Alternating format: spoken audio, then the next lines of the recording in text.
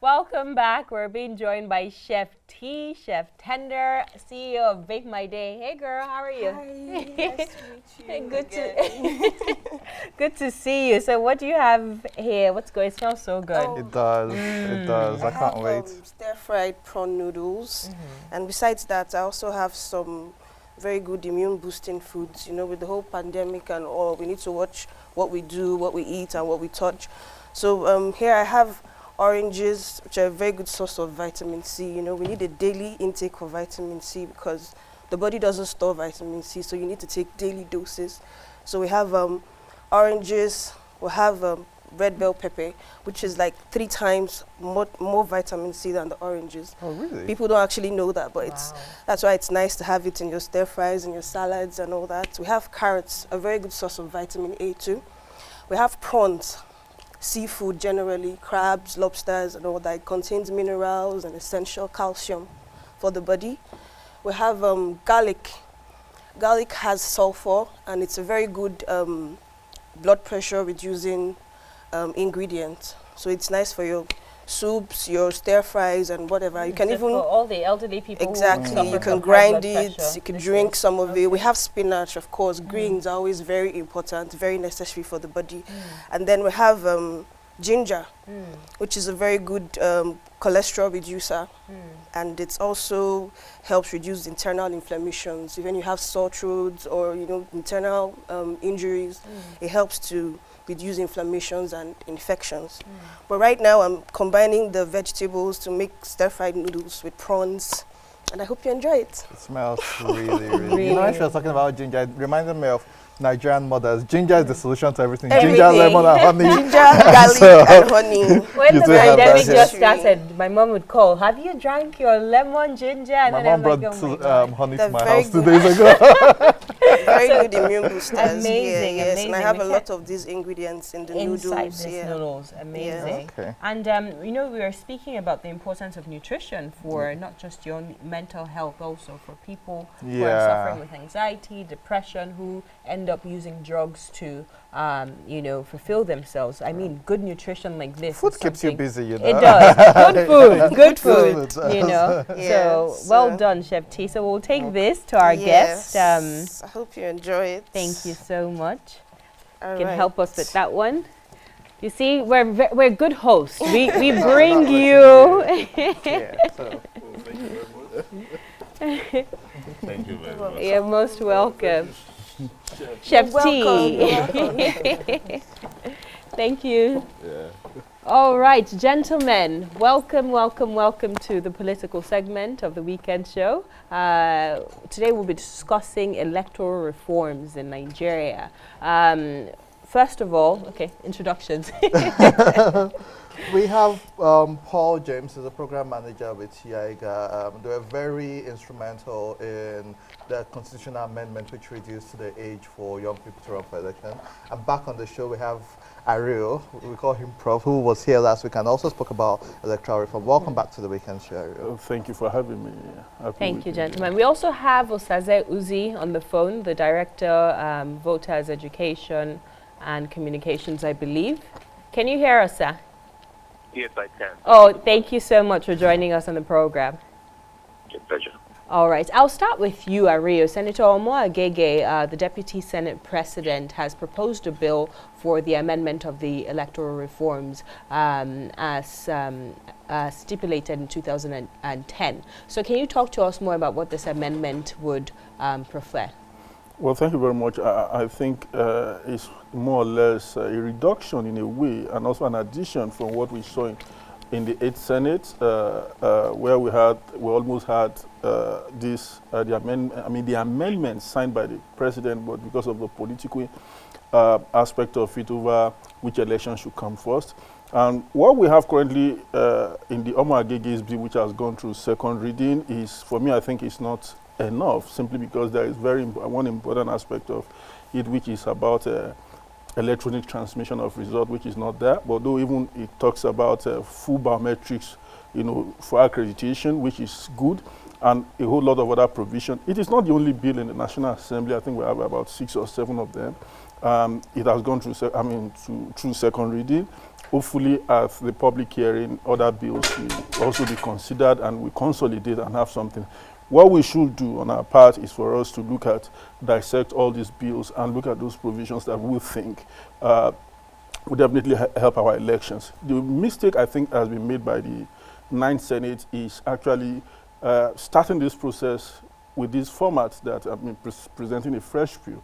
They will have just probably adopt what was done in the 8th Senate, review certain aspects of it, and proceed, to public hearing, including, sending it to Mr. President. But now we have to starting de novo again, and it's actually not good for us as a nation simply because time is running out. We ought to have tested this in Edo and Edo election. That's why some of us are saying that the National Assembly should not go on recess without actually looking at the Electoral Act Amendment Bill so that we can have good elections, after this. Yeah, okay, so I'm going to bring Osaze-Uzzi back in. You are in charge of the Director of Voter Education and Publicity of INEC. We have noticed this conversation about electronically transmitting results, and there's also the conversation of people even being able to vote online. In the last election, we still had to wait for a couple of days for results to be transmitted when within the state and in different localities, people already knew their results. And it's also rumored that sometimes the results may change between when they leave the state to Abuja. What is stopping this reform, this electronic transmission, and what has INEC done in ensuring that with this new talk about electoral reforms, this is now fully incorporated and ready to be practiced? Well, again, thank you for having me, and good morning again. I'm afraid that I don't think Mr. Ariyo is quite right when he says that the bill proposed by Senator Madaki and seconded by Senator Kyari does not contain provision for transmission of results. It actually does. Several clauses actually address this issue of electronic transmission of results. So you should be rest assured, and I think Nigerians who are clamoring for that should be rest assured about that. I recall that in February or early March, the Commission went to a retreat in Lagos with the National Assembly. So you had Senator Madaki, the sponsors of the bill, and Senator Kyari, co-sponsors of the bill, and you also had chairman of the Electoral of the committee in the House of Representatives, as well as members of the INEC committee in the House of Representatives. So we all sat down and brainstormed about this, and we did make our reservations, our recommendations, and we sat down and discussed extensively provisions of the bill and how much we can inject technology into the process. So speaking specifically about what INEC is doing, see, you cannot just have transmission of results. There are lots of issues that have to be laid down. And already, even provisions in the law, we have started laying down this foundation. So we have an electronic register of voters. We have electronic accreditation. Now we want to go towards electronic transmission. These are the building blocks, the foundations for the full implementation of technology, which may ultimately culminate in people being able to vote electronically, which is slightly different from being able to vote online, which is voting from your home or from wherever you are in the world. We're still some way away from that because the law has to change, infrastructure has to be robust to accommodate this, and other things have to be in place. But yet, there will almost certainly be transmission of results come next year, by the time we get to the Anambra governorship election next year.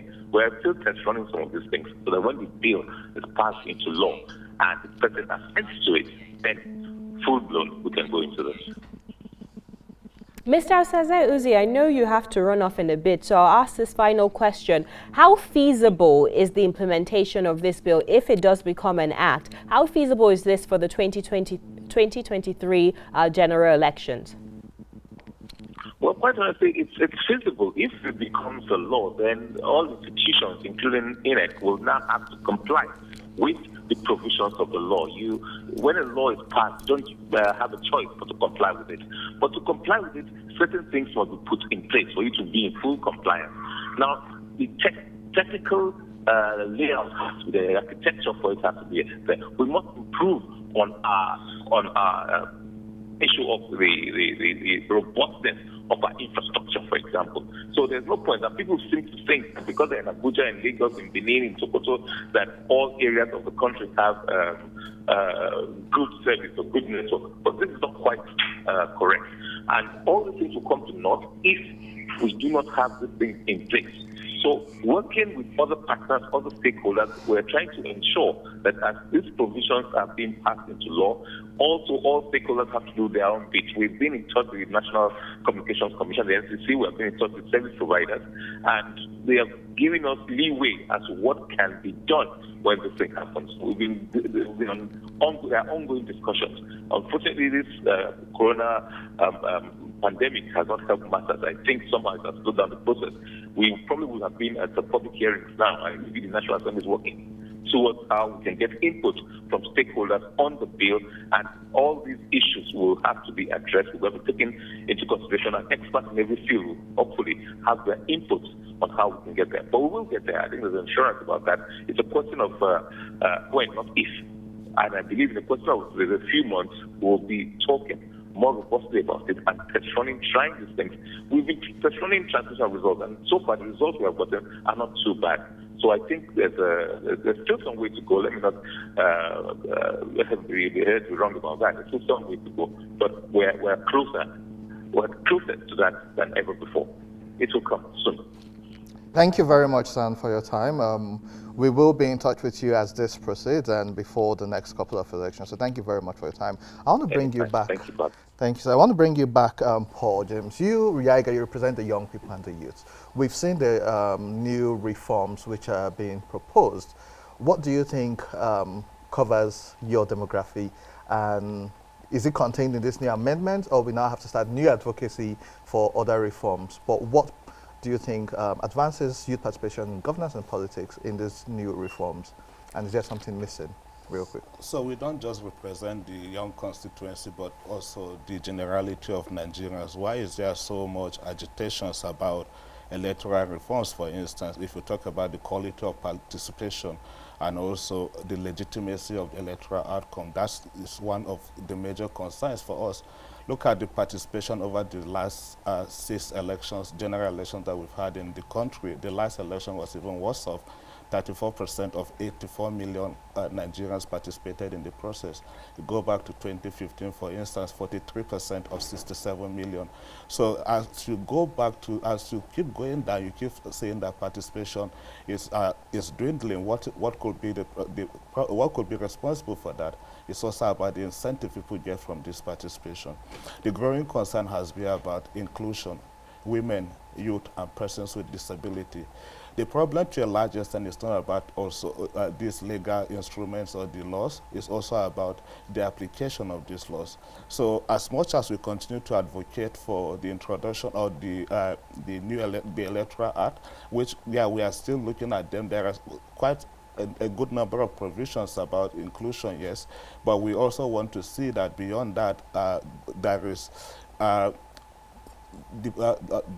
broad participation and everybody involved to see that this come to pass, because I mean we have seen also issues with the electoral acts in the past where you've got some that went through like 18 months of gestation period. For instance, if you think about the one from the 7th Assembly, it started in 2012 and was not signed until 2015, March of 2015. You go back to the one for the 8th Assembly, for instance, it started in March 2016, and the final stage was in March 2017, and the president declined assent in December of 2018.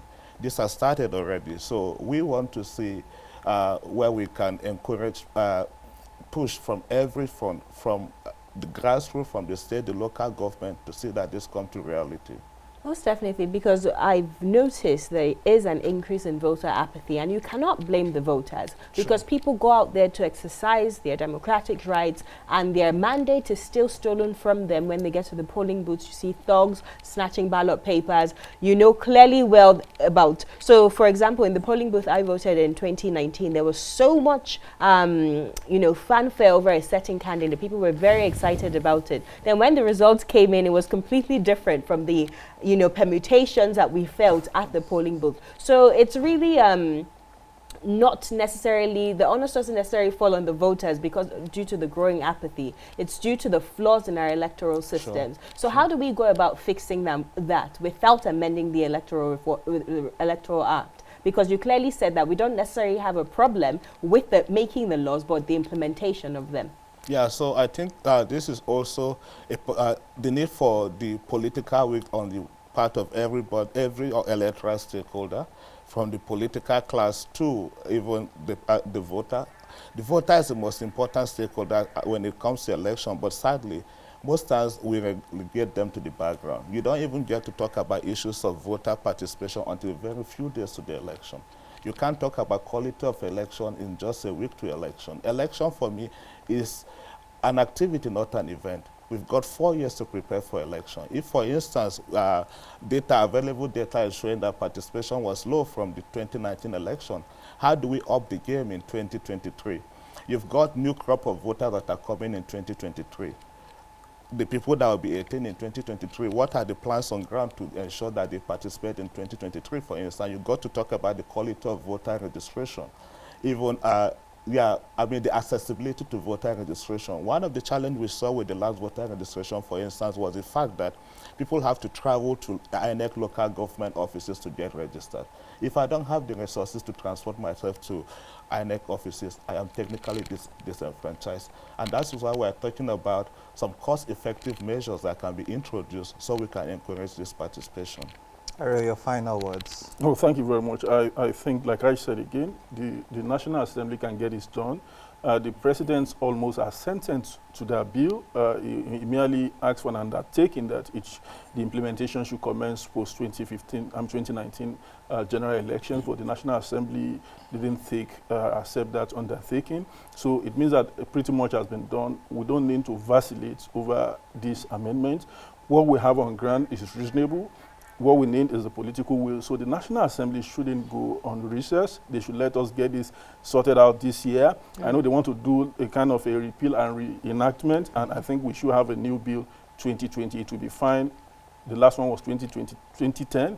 We should have 2020 Electoral Act. Thank you so much, gentlemen, for your time and insight into this electoral reforms. We'll take, that's it for today's program. Do follow us on social media at Weekend Show NG on Instagram, Facebook, and Twitter. We'll see you same time, same place next week. And until then, take good care of yourself, stay safe, and stay blessed.